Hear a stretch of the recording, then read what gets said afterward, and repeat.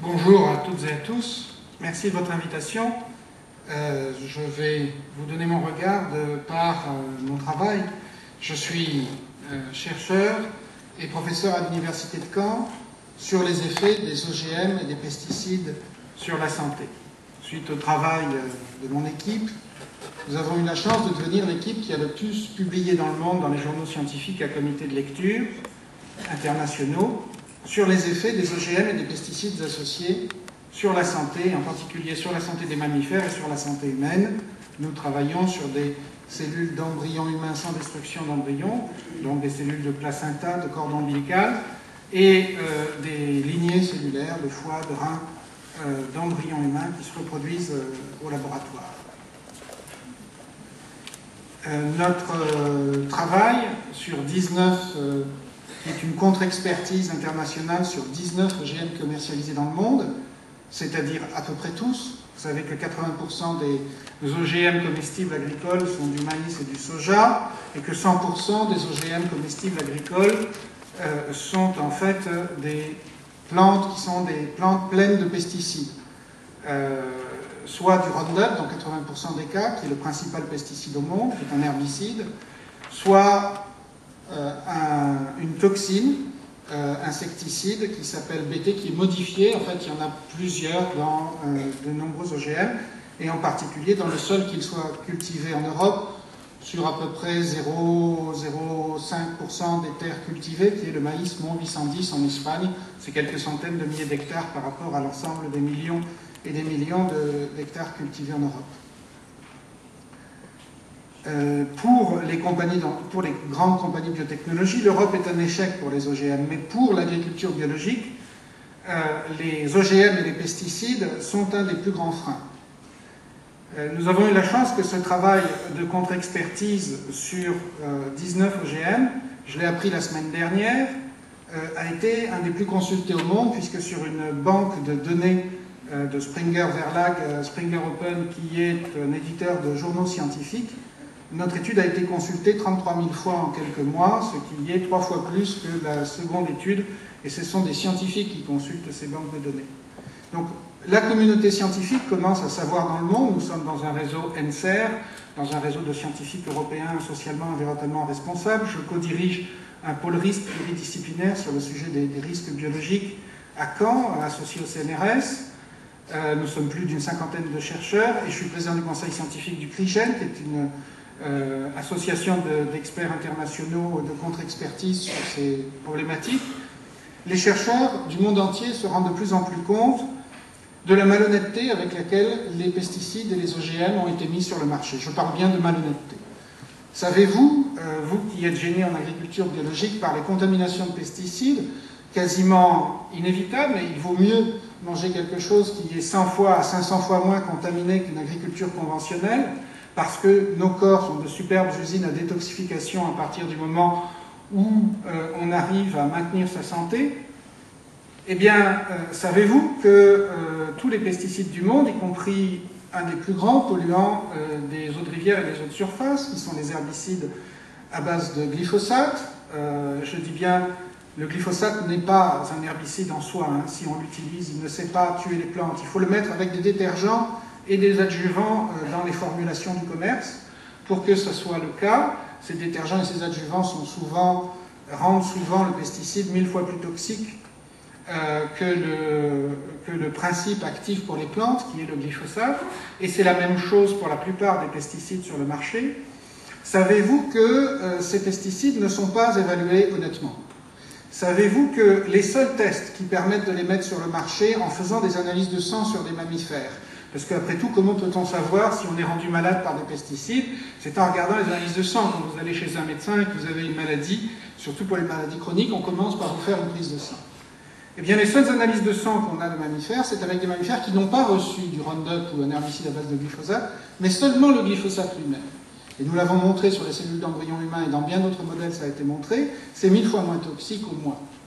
Ce qui veut dire que l'ensemble des pesticides n'agit que par les effets combinés. Les effets de détergents qui sont mis dans les formulations du marché ou rajoutés par les agriculteurs eux-mêmes. Ils savent très bien le faire quelquefois, les agriculteurs conventionnels, rajouter ces détergents, ces adjuvants à un produit chimique pour qu'il fonctionne? Eh bien, les effets sur l'environnement, d'une part, évidemment, l'homme est un organisme de l'environnement comme tous les animaux, les insectes, les poissons, les oiseaux, etc. Eh bien, les effets sur l'environnement sont systématiquement sous-estimés, ce qui permet de créer la rentabilité financière de ces systèmes.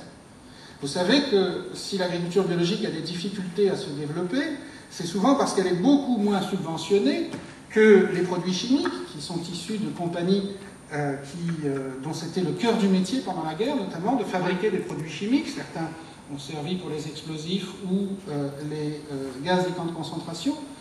Et puis, ces produits chimiques sont mis sur le marché grâce à des tests.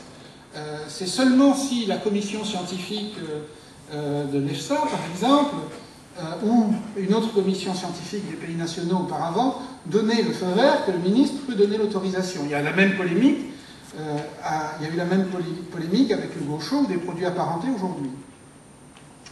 Et donc, jamais les compagnies, qui sont les seules à faire les tests, ne donnent les tests sur le produit entier tel qu'il est formulé, ce qui permettrait de réellement voir les effets chroniques sur la santé, mais seulement sur un principe actif qui est testé pendant 2 ans sur les mammifères de laboratoire.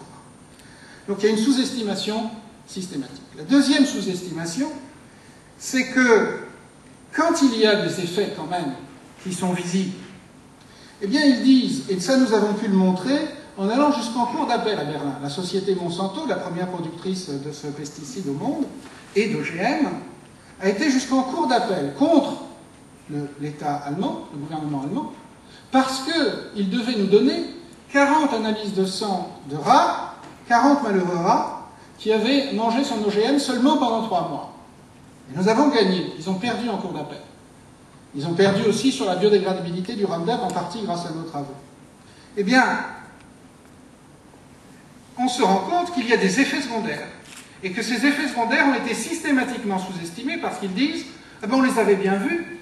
Ils ont dû répondre ça au Conseil des ministres de l'Environnement en Europe, qui a été saisi de cette action et de nos recherches, et qui nous a même donné une mission avec Corinne Lepage pour réévaluer les biotechnologies et les nanotechnologies en Europe par la même occasion, puisque c'est la même problématique, hein. C'est-à-dire qu'on sous-estime les effets à long terme par rapport aux effets au court terme. Vous connaissez bien, c'est d'ailleurs pour ça que vous êtes souvent en faveur de l'agriculture biologique, parce qu'elle ne sous-estime pas les effets à long terme par rapport aux effets au court terme, y compris dans la société, dans l'économie, le développement, l'environnement, tout, quoi.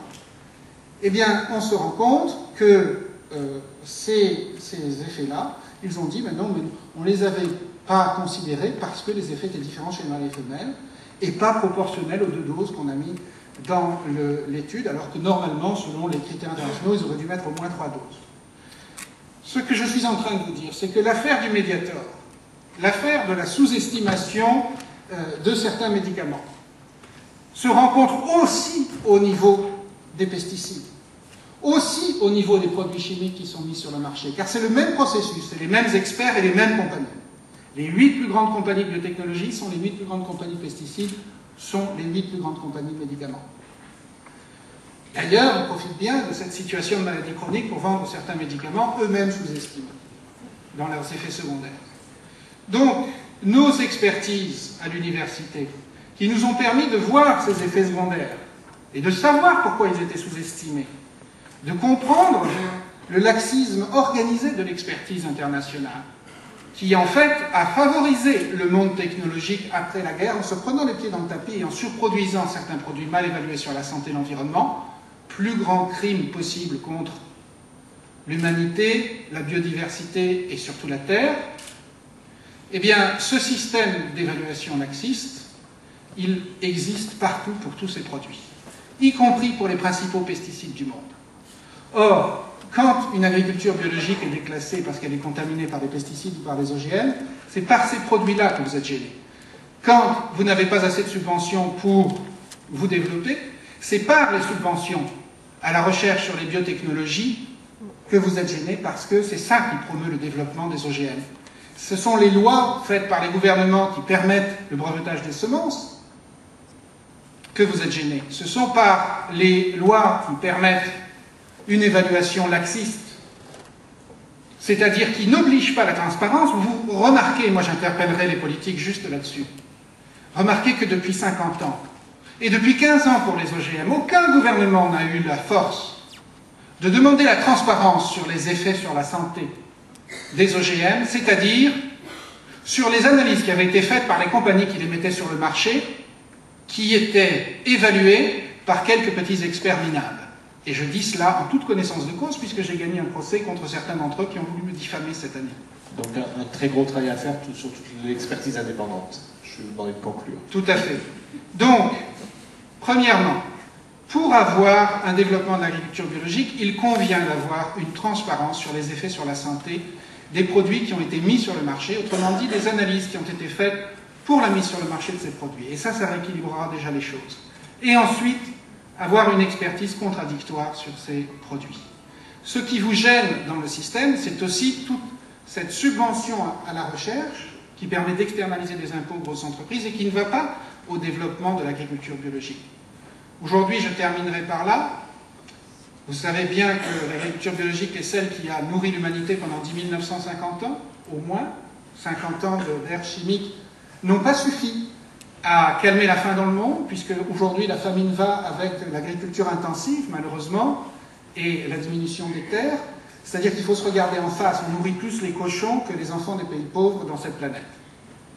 Et donc moi qui ai été chercheur pour essayer de comprendre la santé et le fonctionnement de l'organisme humain et de la biologie, je remarque qu'on n'est pas capable de mettre en place une simple transparence sur ce qui, aujourd'hui, est crucial pour le rétablissement des vraies valeurs. Merci pour votre attention. Merci.